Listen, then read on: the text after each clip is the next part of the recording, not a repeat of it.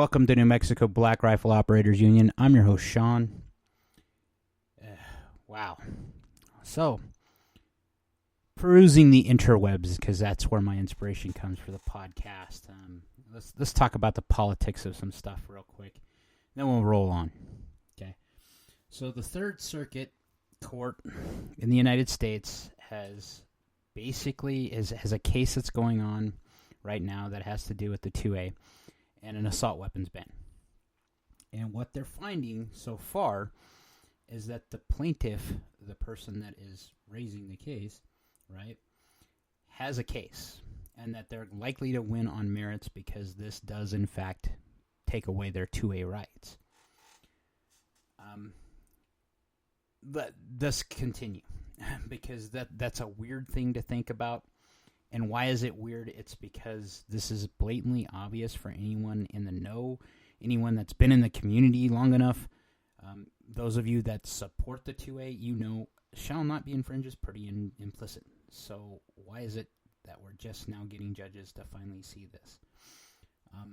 Kamala Harris had an interview, another softball interview, where she talked about going ahead and banning assault weapons because the 2A doesn't cover that. That's false. Thus why I mentioned the case that was in the Third Circuit Court. We've been fighting this battle a long time, lady. And she says she's a gun owner and that she's not coming after guns. But then she says that right after that phrase. Basically, she said the same thing she said in the debate. Okay?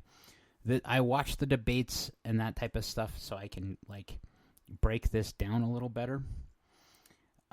It's just kind of nuts to see this. I'm more shocked at the news, and I want to bring this up because I think it's telling for those of us in the 2A community that keep thinking that you're getting ready to fight a war when you're not, okay? Because you don't understand the sheer power of the forces we're going against. Yes, the American military has lost in Vietnam, Afghanistan, any place where they were having to fight an insurgency, but that was only after time. What you're going to fight is blaringly obvious in the news right now. And what story I'm talking about is Israel, the IDF, blew up Hezbollah's pagers.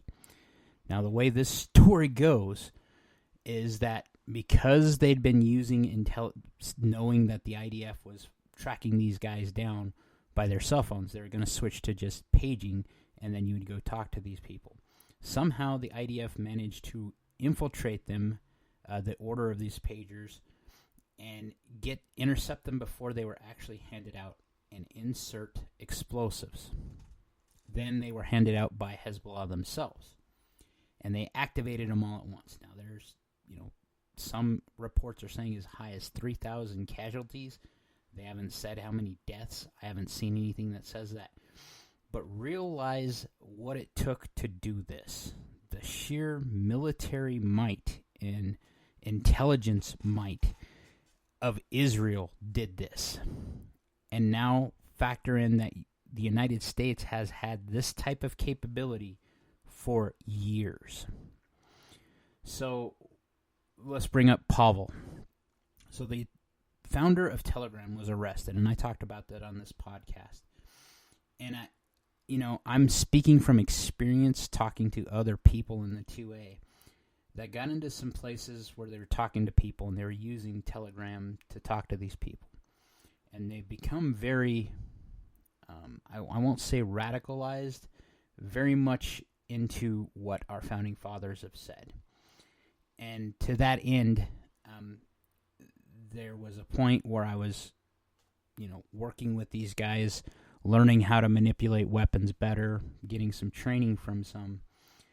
And I realized that these guys don't know what they're planning. Or, not that I wanted to plan this way, and that's another reason.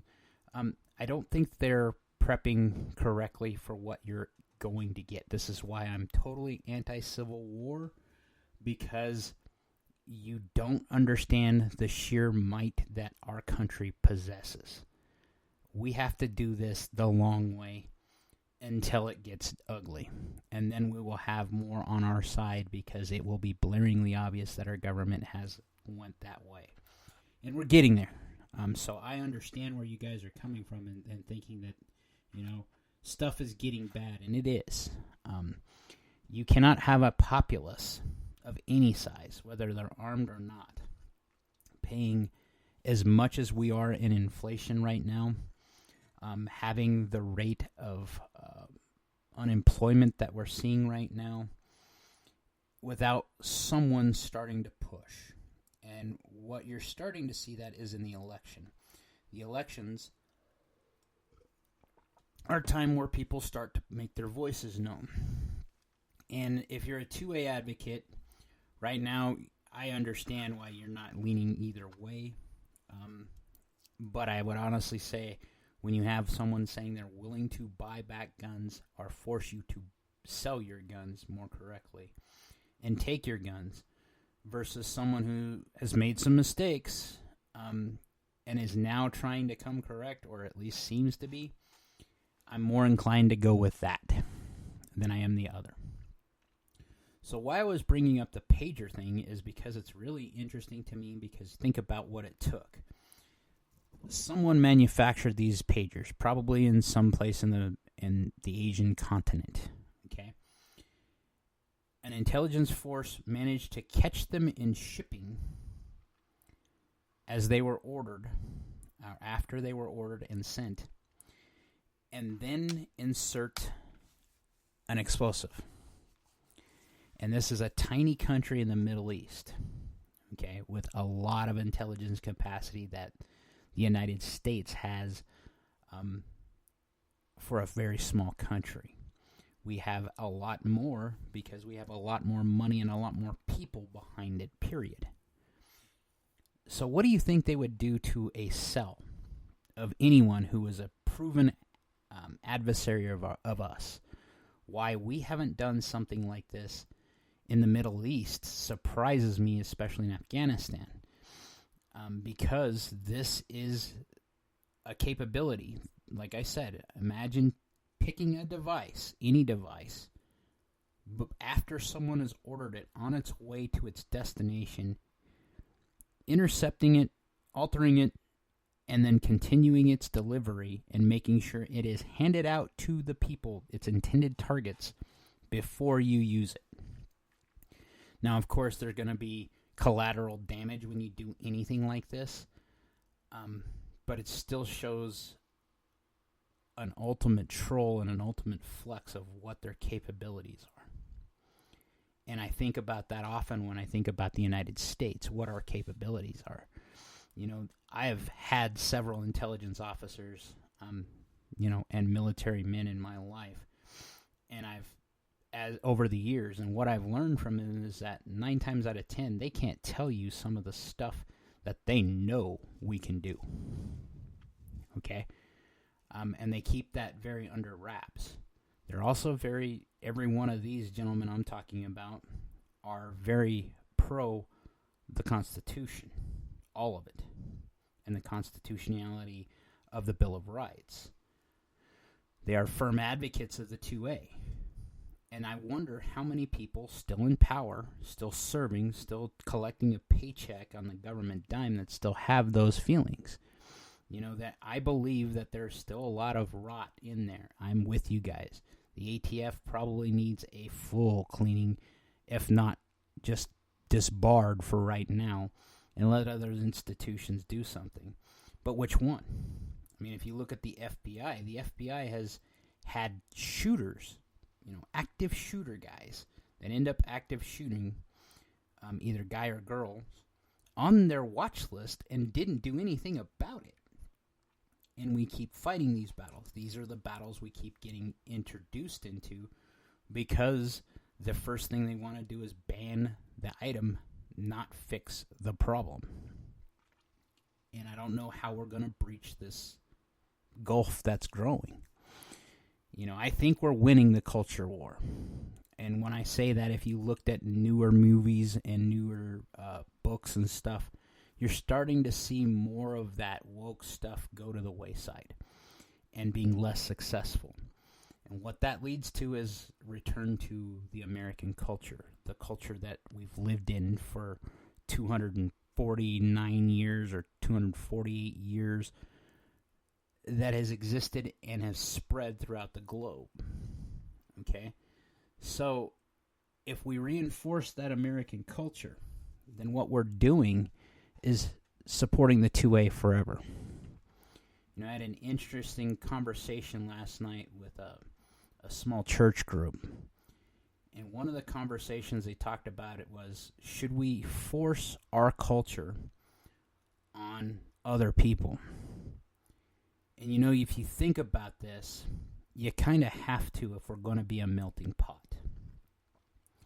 It's not necessarily correct, but what I'm talking about is if we enforce our values on our culture and keep those values as a culture and keep that going in the culture, like for the future of the culture, what you're doing is discouraging other people from changing those and adopting the cultural pieces, cultural norms that we should be encouraging those coming to our country legal. They should always come legal to have. And that when we see these aliens, they do not conform, and we're seeing it, and they do not fit in, and they're not here for the right reasons because they're not here to be Americans. They're here to bring their culture here and intermingle with ours, and they're not thinking about the repercussions of that. You know, the other funny story that's been going around, and I'm sure because this is a political podcast, so I'm going to talk about it, is Trump saying that they're eating cats in Ohio. Well, the left is saying that's not true. Well, there's definitive video showing people barbecuing cats. You cannot mistake the anatomy. I'm a cat guy, sort of. And I can tell you that that is for sure a feline of some kind. How are we not, fact-checking these people? How is it only one side's getting the ground to fact-check? And it seems to be always the case with our side, that we're the ones in the 2A that are always on the losing side of this, because they use it as a wedge issue. Another thing I saw, and I can't believe I'm even thinking about advocating for this, is that tomorrow's omnibus that they're voting on actually has some pro-2A things in it that we should probably consider if we want to, call your reps, which I recommend you always do to make your voice known. I don't believe in anything but a balanced budget. And these omnibus bills just fund the budget or the government for 6 months. But this one in particular has some things that are kind of important to the United States, to the 2A. One of them is that they've been trying to strip our veterans' rights of defending themselves with firearms. And there's provisions in this new omnibus that would prevent them from doing that. And that would be the biggest reason why I would support kicking the can down the road for 6 months. The other one is kind of counterintuitive. And it's because if we don't kick the can down the road for a little bit past what the next one will be, which would be right before Christmas, that one, that when they've done it historically, is usually the omnibus bill, that is historically anti-2A. And it usually has to get passed or they can't move the government at all. Until we get some people, actually with some sane monetary policy in there, they're going to keep doing this. And unfortunately, we're kind of going to have to take it in the shorts and figure it out. But if this benefits the 2A in such large ways, I'm all for it. That's hard to say for being an ANCAP. But I live in a very, in a republic, a democratic republic, for as long as we can keep it. So that's all I had for you today. I really want you to think about those weird stories. Because if you were planning and thinking you were going to outrun the American military, the American government. Think about what one little country did in the Middle East and what our country could do. Like, share, subscribe. Most importantly, be great.